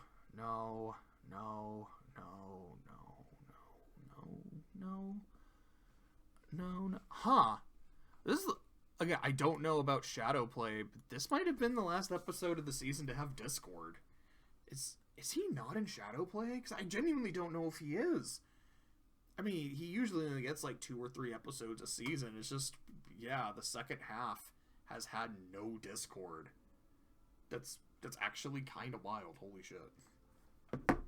Anyways, Discordant Harmony. So this is an episode where Fluttershy and Discord are having a tea party. And then Discord's like, you always host me. I should host one of these for you. I'm going to do that. I'm going to host the next tea party. Let's do it tomorrow. And Fluttershy's like, hey, that sounds dope as fuck. Let's do it. So Discord is trying to find, like, cool shit for it. He's like, okay, I need some, like, all right, let's get some tea first. What kind do you have? Some green tea? Oh, gotcha, because it turns you green, or, like, makes you super envious or something. No, it just tastes good. That's boring. Ginseng. Huh, what does it sing? It doesn't sing. It just tastes good. This is boring. This is bullshit, but fine. Or it's like, hey, teacup. Like, does it walk? Does it serve it to you? No, it just holds the tea. It's just a nice teacup. Fine, I want to go get stuff that's really cool and really unique because I want Fluttershy to have a super great experience because my experiences with her are always great. And then he goes to the store and is trying to kind of like spice up the shit he finds and runs into Pinky and he's like, okay, Pinky, what should I do to give her a perfect day? I don't know, just do shit that she would like. Like, just make her feel happy, make her feel comfortable. Then Discord leaves, goes home, and like summons copies of himself that he can work off of, which he does earlier in the episode as well. And like, there's this one line where he's like, well, we've never discussed it, but I'm pretty sure Fluttershy likes gravity. So he reverses the anti-gravity that's in effect. He's like, I have a staircase that goes nowhere. I don't think she'd like that. So he makes his house very normal, makes all his shit very normal, starts cosplaying as Fred Rogers to appear as normal as possible. Then Fluttershy shows up. And Fluttershy shows up and she is so hyped. She's like, dude, I'm going to go to Discord's house that I've never been. I'm going to get to see where he lives. I get to see how weird it is. I'm so excited for... Everything's normal. And, he's like, oh, yeah, we're going to have some green tea. Oh, it's going to turn me green, or, it's going to make me super jealous. Oh, that sounds so fun. No, it just tastes good, Fluttershy. Oh. That's kind of disappointing. And as it goes on, Discord starts getting Marty McFly'd, and that he starts disappearing and becomes very see-through. Because as a literal god and spirit of chaos and disharmony, him going against his nature is killing him.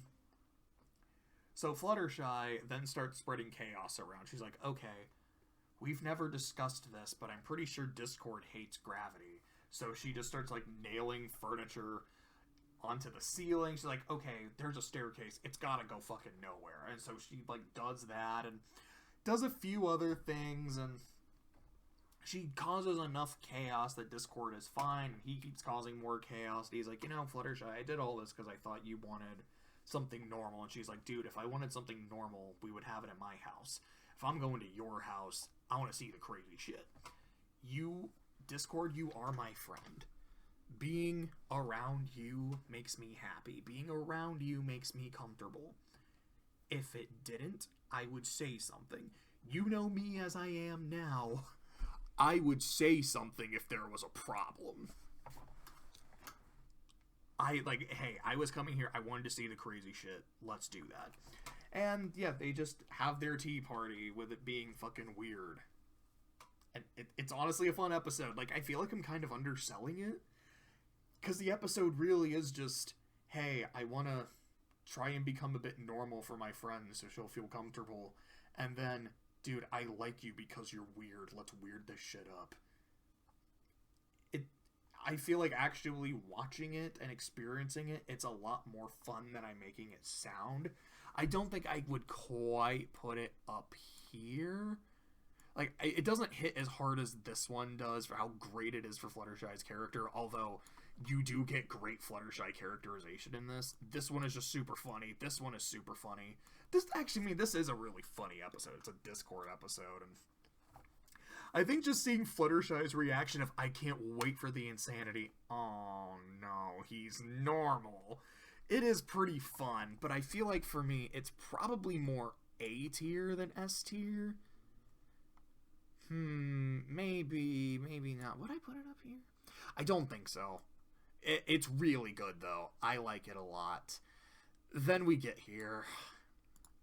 There's no use pretending it's not the best episode of the season.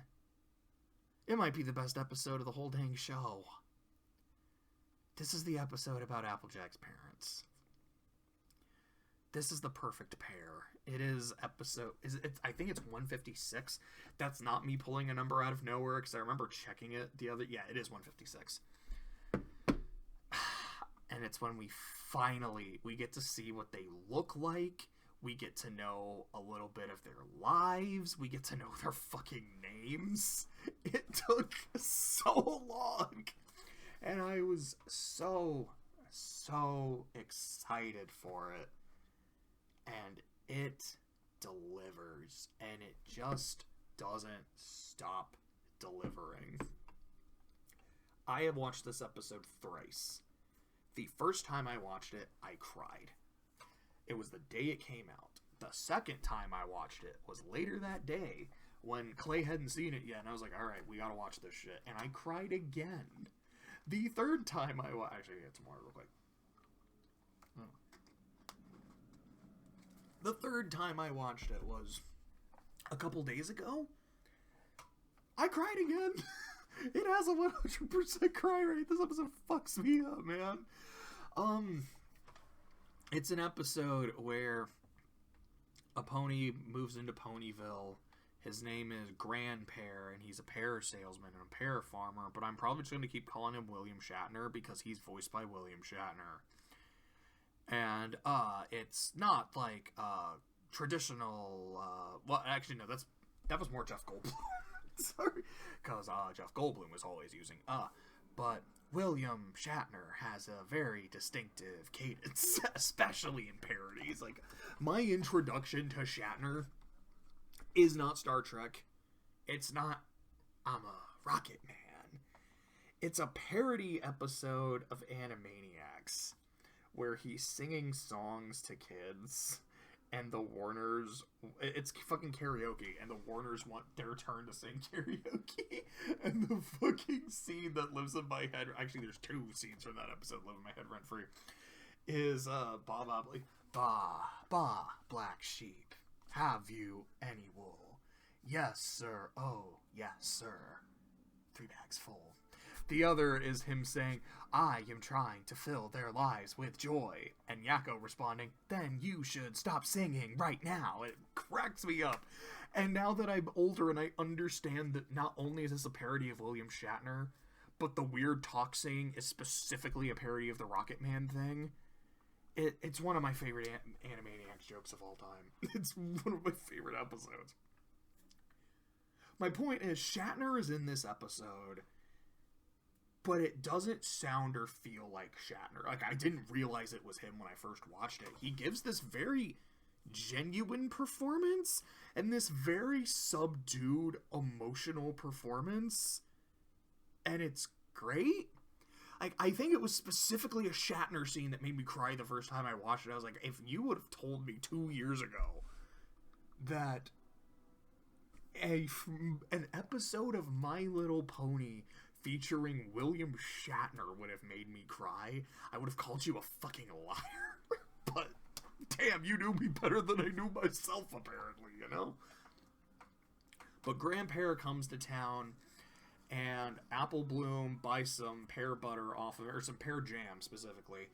And she goes back to tell the family, and Applejack and Big Mac are like, whoa, there's a big-ass feud between the apples and the pears. If Granny Smith finds that shit, she will flay you alive, kid. So they hide it, and Apple Bloom's like, well, if there's an issue between our families, what is it?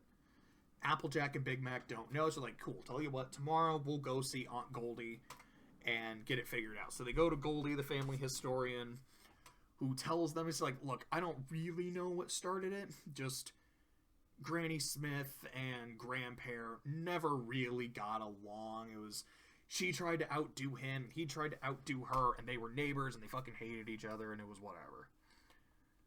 But there were these two.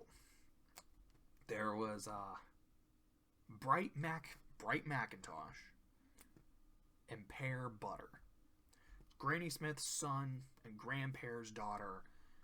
And those two were thick as thieves. Those two were just always friends. And you see this one scene of them as babies talking to each other, and they have their adult voices, and it's kind of like seeing Rara as a kid singing as full-grown Lena Hall, and I'm like, this kind of takes me out of it. It's weird, but whatever. It's like you had Felicia Day. You were gonna use Felicia Day. But, these two were always really close. They were thick as thieves, and like Bright Mac specifically would call her Buttercup, and Applejack's like, hold on a second, Bright Mac and Buttercup, those are my parents' names.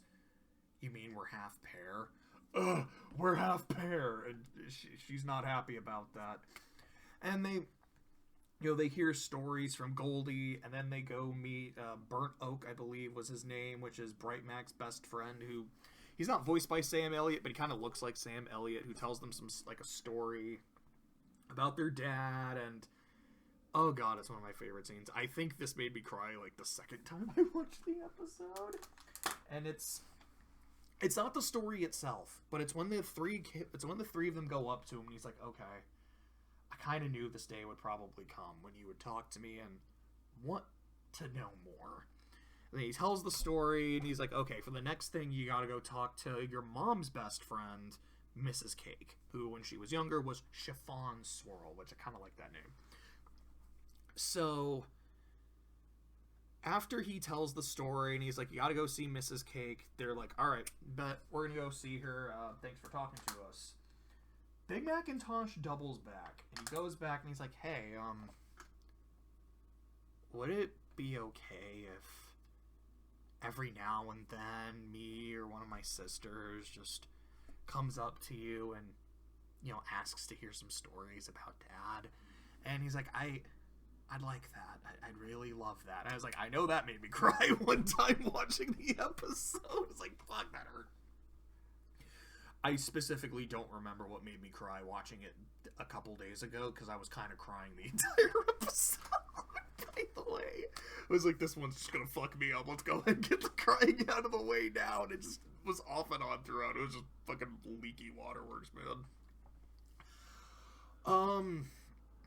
So they go to Chiffon Swirl, who tells some stories about their mom, and then tells them to go to Mare, and Mare talks about how they had this secret, because the whole thing is Romeo and Juliet, just without the blood and the violence, which, as you may or may not know, Romeo and Juliet is my favorite Shakespeare play.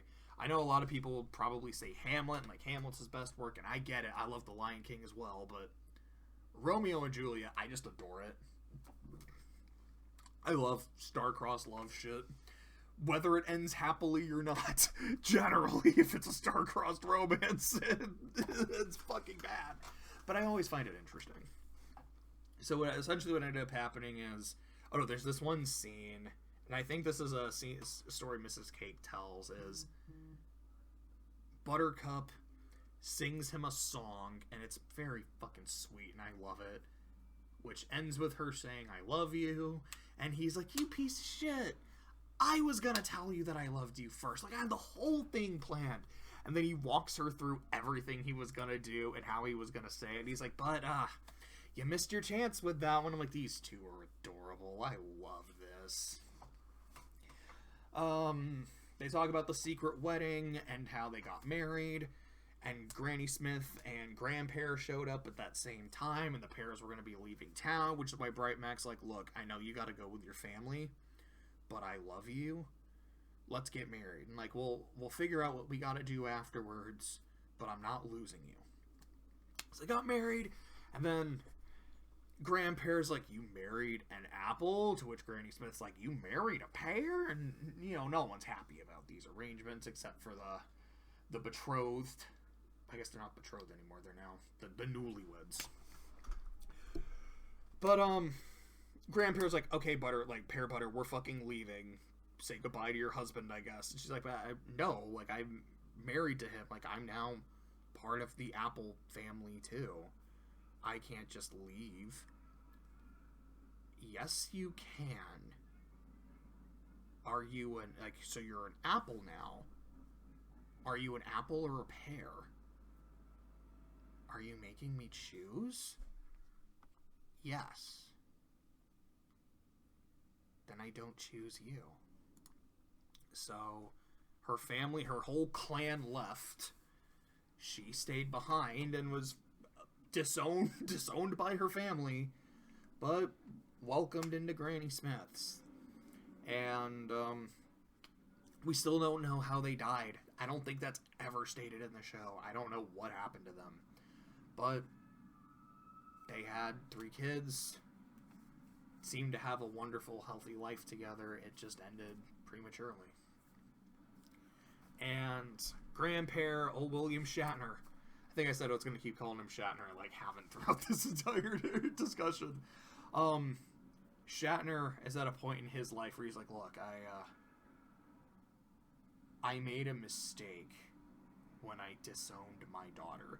Maybe not necessarily when I left, because, business has been booming and shit. But I fucked up in how I ended that relationship, and I've never met my grandkids. I'm running out of time. So I want to come back and see if it's not too late. And, after they hear the story from the mayor, they're like, we gotta go see Grandpa. So they go see Grandpa, and I think this is when I cried the first time I watched the episode, because William Shatner and My Little Pony made me cry the fuck. Is them talking to him and saying, hey, your family, it doesn't matter if you're apple or pear, I don't give a shit, you're my grandpa and I love you, and I want to get to know you better, and it's super sweet. And I love it, and they take him to Granny Smith, and Granny Smith's like, you old fuck, and he's like, you old fuck. Yoda, you old spud. You look terrible. I love that video so much.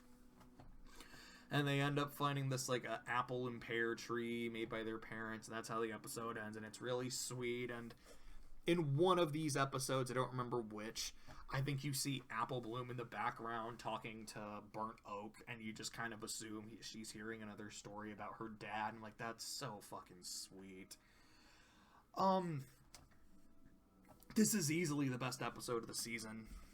We'll see how well Shadowplay can, what kind of argument it can make when I fucking watch it later today, or maybe tomorrow, but probably later today.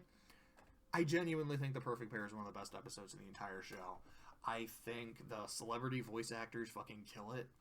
I think the build-up to, finally knowing what, about their parents is really great. We actually get to learn about. I think they're super likable. I love the Romeo and Juliet shit. They never outright say, yeah, your parents are fucking dead, but it's, you don't have to read very far between the lines to figure that out, and it just makes almost everything that's being said, it just hits so hard.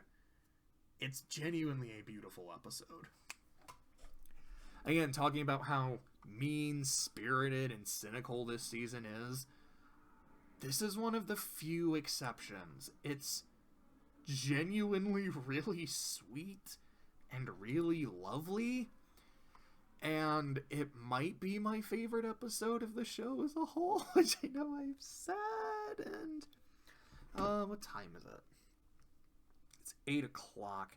I don't know how long this has been, but it has been half the season. So I'll tell you what, I'm gonna go ahead and stop. And this is actually a great stopping point to end, not only on this episode, but next one is this. That's going to be, oh my god, I can't wait to talk about that episode. But I will go ahead and stop for now. Drink some water. I might do it tomorrow. I might do it here in a few minutes and save Shadowplay for sure for part 3. But, yeah, we'll definitely, stop now, which I think is the 4th time I've said that in 2 minutes. Might be, but I'll talk to you later. Have a good day. Eat apples. Not strawberries, I guess.